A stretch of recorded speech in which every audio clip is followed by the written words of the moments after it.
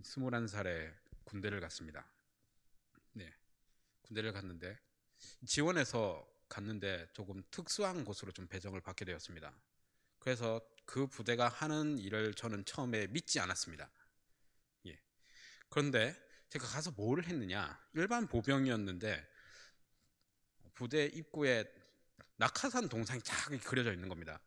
저는 처음에 그래서 안 믿었습니다. 에이, 그럴 리가 없어. 아니야. 그렇게 현실 부정을 했는데, 예, 낙하산 부대에서 낙하산을 타고 내려왔습니다. 근데 마지막 이제 강화 때 이제 처음에는 바닷가에서 이제 포항 칠포 해수욕장 그런 데서 하다가 처음엔 바다에 빠졌습니다. 바다에 빠져서 아, 이게 물에 빠져 죽는 게 이런 거구나를 느꼈습니다. 그리고 마지막 강화를 저 이제 또 포항 저 근처에 이제 안강이라는 곳이 있는데 거기에 이제 논밭에 이제 2월 달에 밭 다 갈아놓고 딱딱한 바다 거기서 뜁니다. 400m에서 뜁니다. 우리가 뭐 스카이 다이빙 하듯이 그렇게 자기가 쫙 멋있게 뽑는 게 아니라 저희는 이제 상륙 공수기 때문에 400m에서 이제 저공 강화로 해서 딱 이렇게 자동으로 줄이 뽑히면서 널어 떨어질 때 3초 뒤에 이제 산이 탁 펴집니다. 그런데 여기서 말씀드리고 싶은 건 그 펴진 이 3초 동안에 그 공중에서 쑥 내려오는데 그때 인생에서 가장 강한 믿음을 갖게 됩니다. 거기서 제발 펴져라 주님 살려주세요. 그런 마음이 아주 간절해집니다. 그리고 나서 한 빠르면 30초, 늦으면 1분 30초 만에 이제 땅에 탁 떨어집니다. 발이 땅에 닿는 순간 제 입에서 감사합니다라는 간절하고도 너무나 진심 어린 감사가 튀어나옵니다. 감사합니다. 그런데 사람이 간사한 것은 이 감사하는 마음이 5분 뒤에는 감쪽같이 사라진다는 것입니다. 왜 그럴까요? 그것은 내가 땅을 밟고 사는 것이 당연하다라고 느끼기 때문입니다. 이 모든 것들이 늘 누려왔던 것이기 때문에 내가 땅을 딛고 서서 걸어 다니는 것이 이것이 당연하다라고 생각하기 때문에 조금 있다가 그 감사하는 마음이 사라지는 것입니다. 내가 그 공중에서 내려올 때 이 나일론 천조가리에 내 목숨을 의지하고 살아가는 참 그런 무력한 인간이구나를 느끼면서 감사했다가 다시 이 감사가 없어지는 난 정말 간사한 사람이구나를 거기서 많이 느꼈습니다.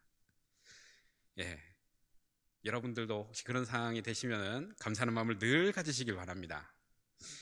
오늘 말씀을 통해서 하나님께서 주시는 믿음과 그 앞에 무력한 인간의 존재에 대해서 또 그 가운데 하나님은 나를 어떻게 힘주시고 믿음 주셔서 내 삶을 이끌어 주시는지를 함께 나누어 보고자 합니다. 기독교 신앙을 가지고 살고 있는 모든 사람들에게는 어려운 문제를 만날 수 있는 가능성이 늘 있습니다. 그것이 눈에 보이는 문제일 수도 있고 또 경제적인 문제이거나 관계적인 문제일 수도 있습니다. 그 외에 그리스도인들은 또 다른 문제를 만나기도 합니다. 바로 내 안에 일어나는 성도로서의 고민과 고뇌의 순간들입니다. 내가 가진 신앙의 양심과 삶의 현실을 대하는 마음이 차이가 날 때 우리는 나의 믿음을 의심하고 나의 약함을 자책하기도 합니다. 내가 가지고 있는 또 지금까지 교회에서 배운 성경적인 기준들과 하나님이 주신 양심이 있는데 막상 어떤 일을 결정하려고 하면 하나님의 마음이나 성경의 가르침보다는 지금 나의 감정과 나의 기준을 먼저 생각하고 그것에 따라 일을 결정할 때가 있었다라는 것입니다. 여러분들에게도 그런 순간이 있지 않으셨습니까? 저만 있었나요? 믿음이 있다 하는 사람이 정작 중요한 문제는 자신의 힘과 인간적인 기준으로 그 일과 상황을 처리하고 해결하려고 하는 것을 볼 때가 있습니다.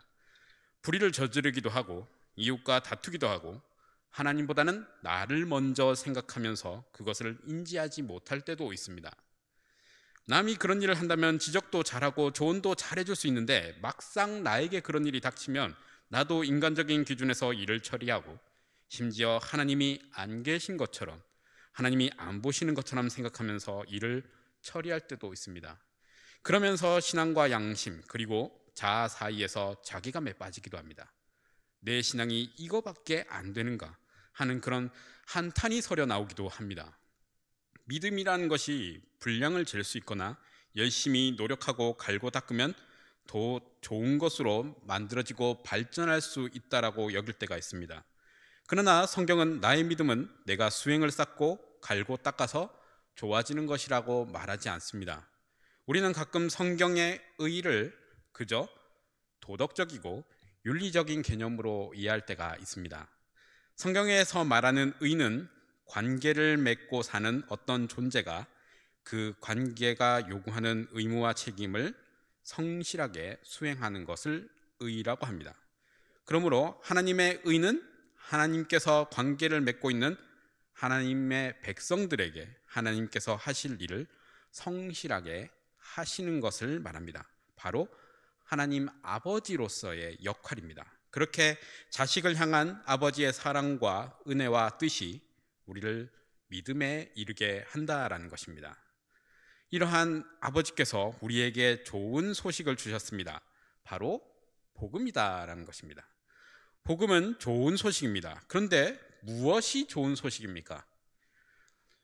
로또에 당첨되는 것이나 자식이 좋은 대학이나 좋은 직장에 취직하는 것일까요? 아니면 집값이 오르는 것일까요? 아니면 우리나라가 올림픽에서 금메달을 많이 따는 것일까요? 이러한 것들은 상대적인 것입니다.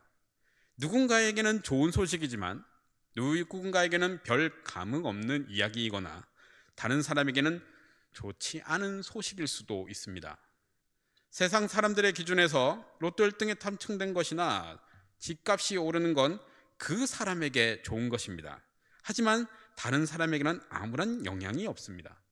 우리나라가 올림픽에서 금메달을 따는 것은 우리나라 입장에서는 좋은 소식이지만 우리나라와 경기에서 져서 은메달을 딴 팀에게는 결코 좋은 소식이라고 볼 수는 없기 때문입니다. 이렇듯 세상의 기쁜 소식은 상대적인 것입니다. 그러나 하나님의 복음은 그렇게 상대적으로 기쁜 소식이 아닙니다.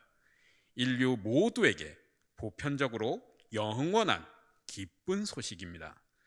성경 전체는 바로 이것을 이야기하고 있습니다. 그리고 그 복음을 믿는 자들을 우리는 그리스도인이다라고 합니다.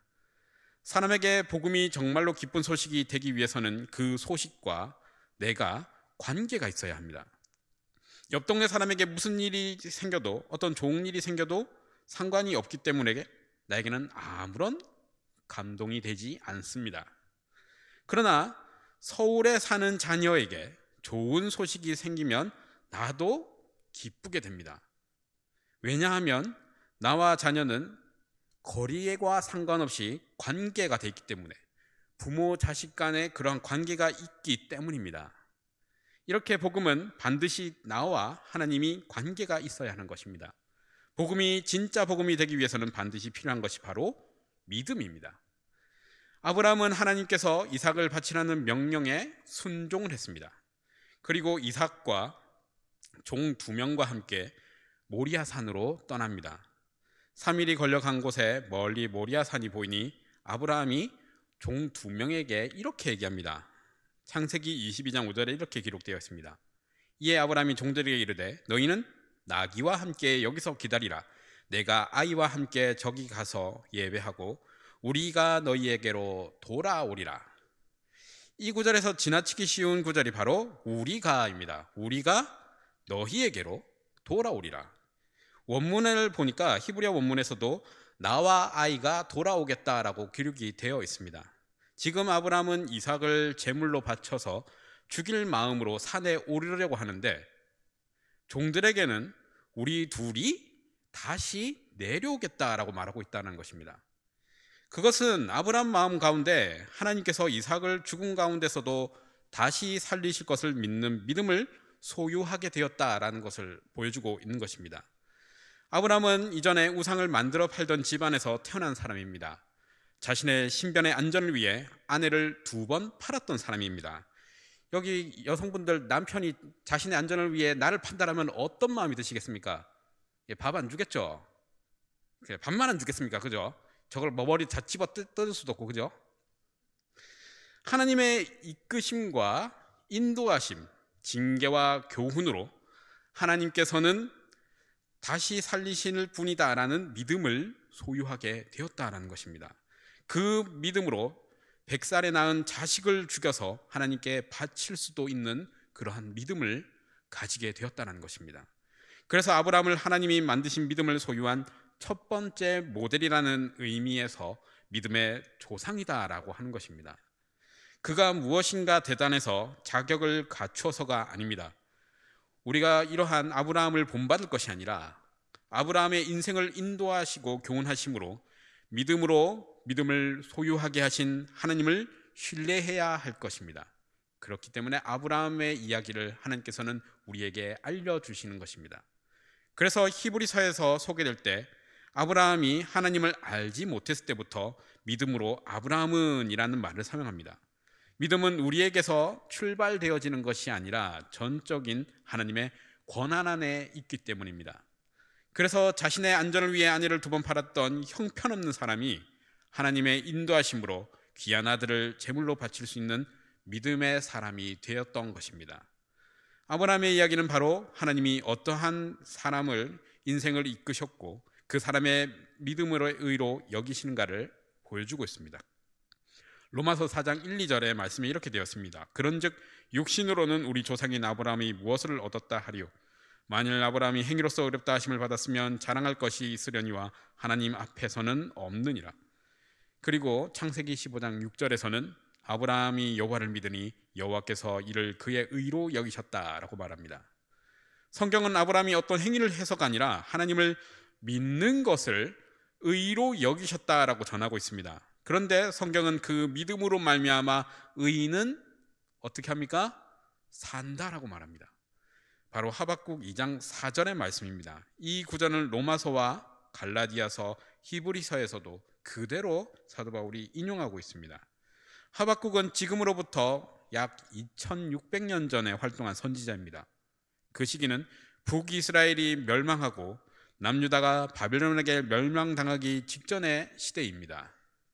그때 이스라엘이 패역할 대로 패역한 시기였습니다. 하박국을 읽어보시면 이스라엘이 우상을 섬기고 부도덕한 짓을 장애하고 있을 때 하나님께 하박국이 이렇게 부르짖습니다. 하나님, 어떻게 저렇게 불경건하고 부도덕한 자들이 잘 먹고 잘 살 수가 있습니까? 하나님을 섬기겠다고 하는 자들은 이렇게 고난당하게 왜 내버려 두십니까? 패역을 눈으로 보고 있고 내가 겁탈과 강포가 제 눈으로 지금 눈앞에 있습니다. 율법이 해이해지고 정의가 전혀 시행되고 있지 못하고 있습니다. 악인이 의인을 애워쌌습니다. 이렇게 부르짖습니다.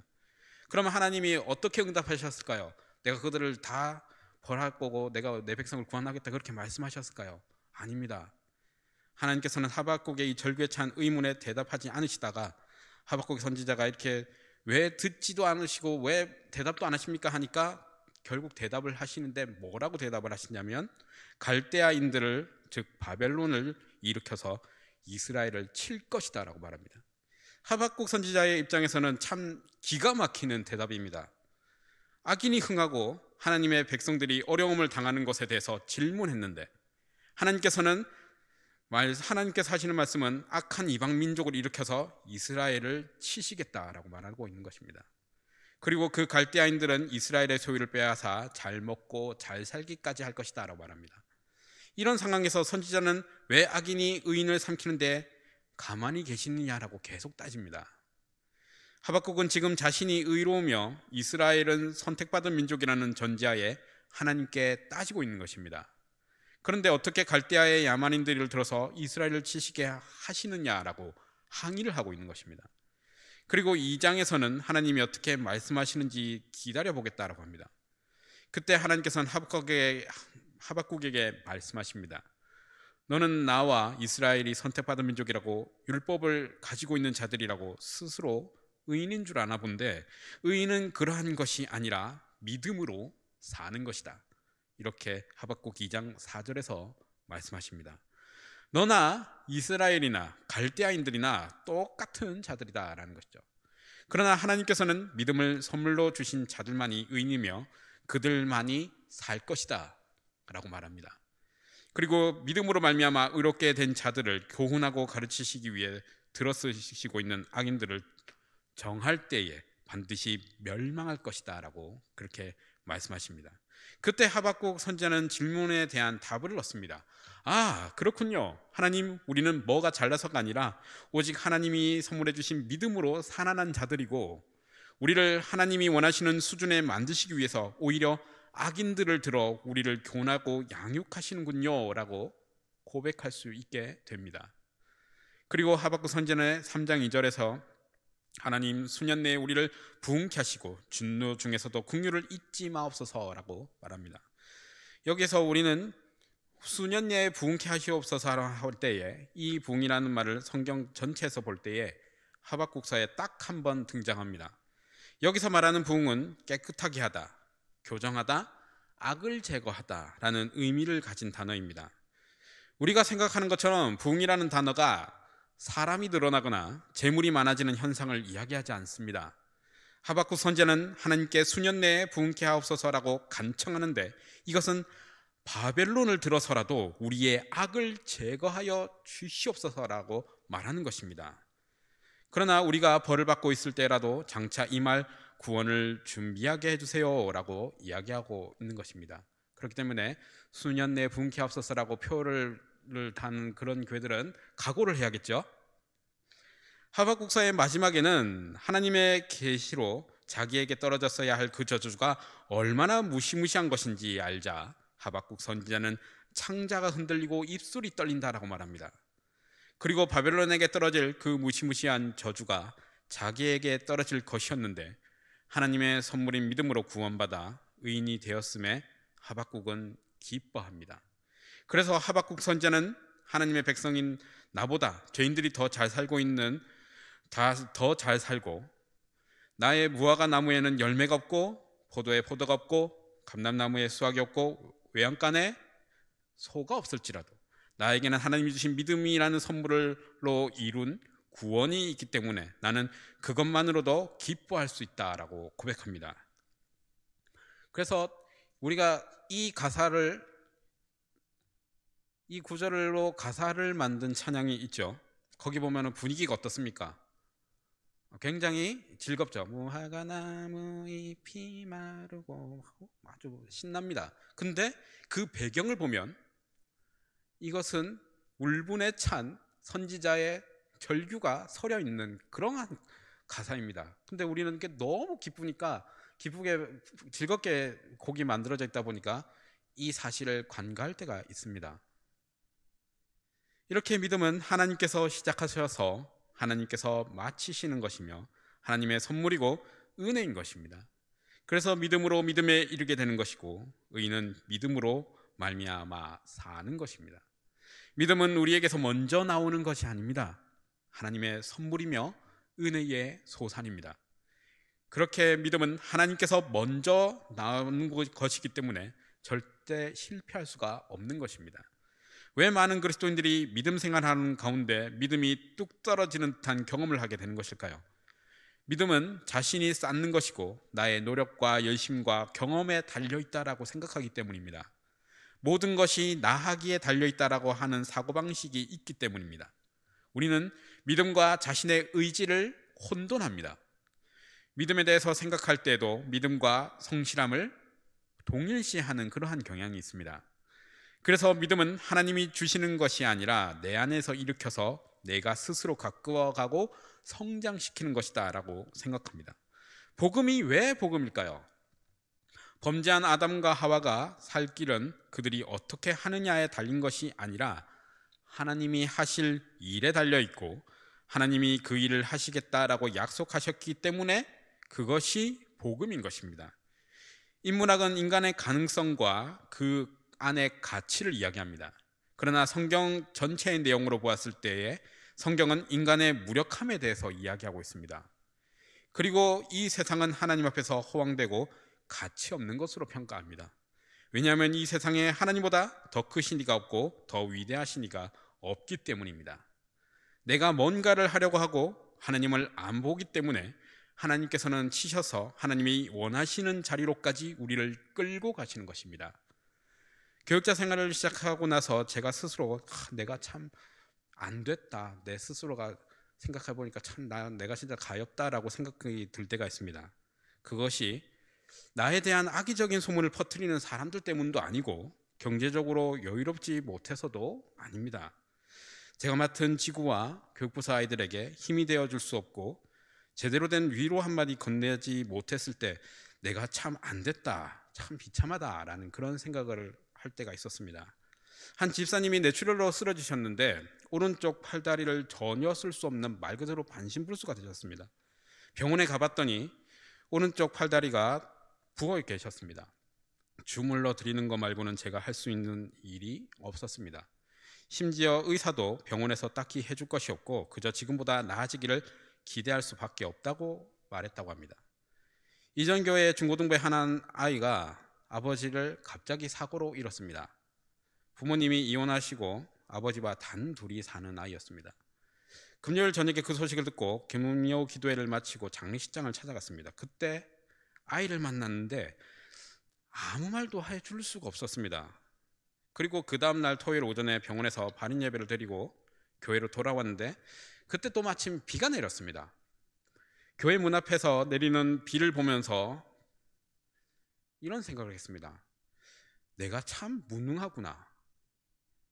신학을 하면 뭐하고 책을 읽으면 뭐하나라는 그런 생각이 들었습니다.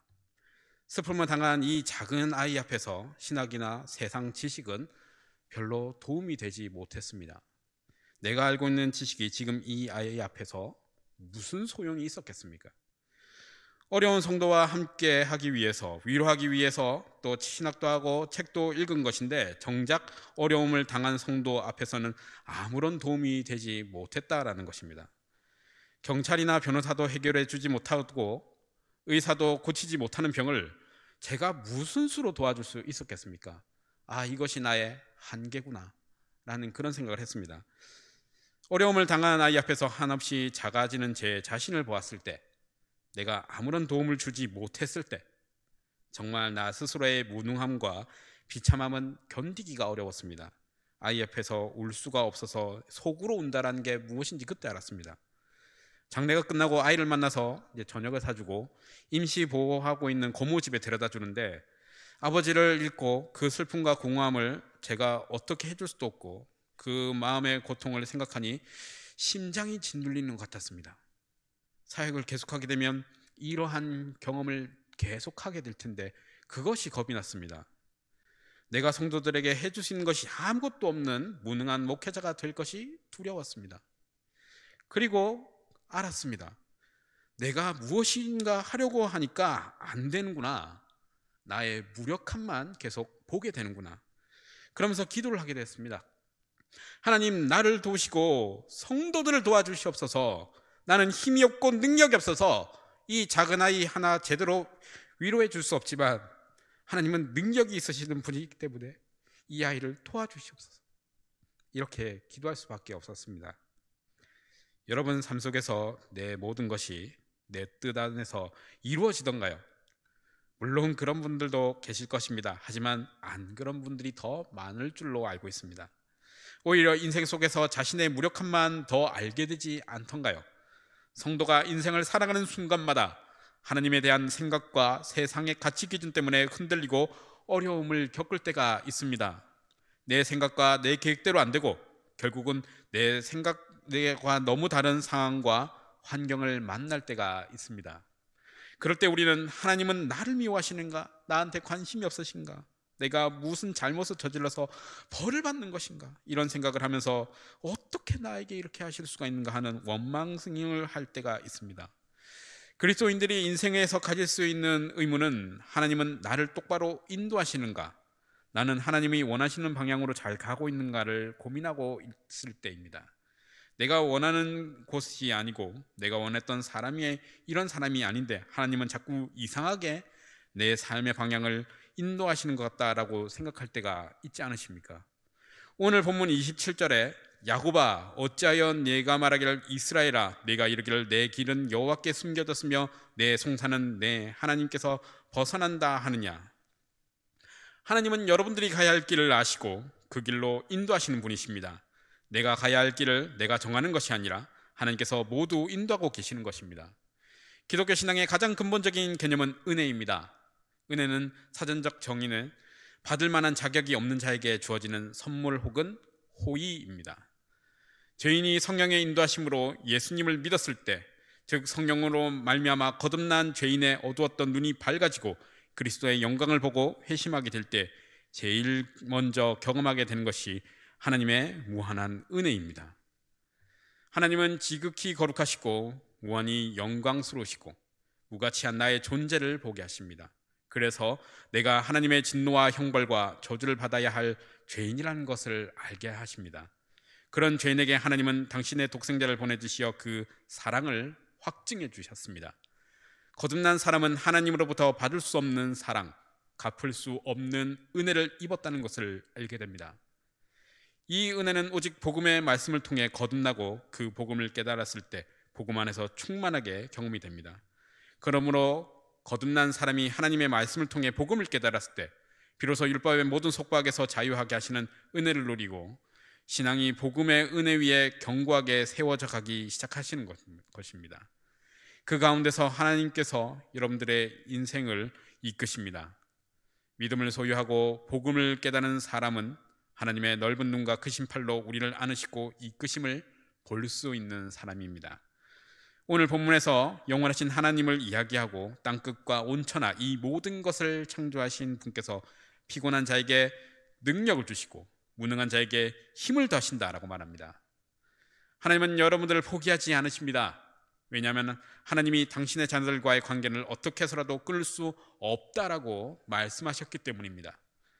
인생의 순간마다 많은 어려움의 선택의 시간 가운데서도 우리에게는 능력 없음을 인정하고 하나님이 주시는 믿음을 가지고 하나님의 인도하심을 잠잠히 바라보는 그러한 사람은 하나님의 은혜를 경험하게 되고 복되고 놀라운 시간을 맞이하게 될 것입니다. 나의 무능함을 인정하고 하나님께 나아갈 때에 조금 유능한 정도가 아니라 전능하신 하나님께서 여러분들의 길을 인도하실 것입니다. 이러한 순간을 늘 맞이하시는 그러한 성도 여러분들이 되시기를 간절히 소원합니다.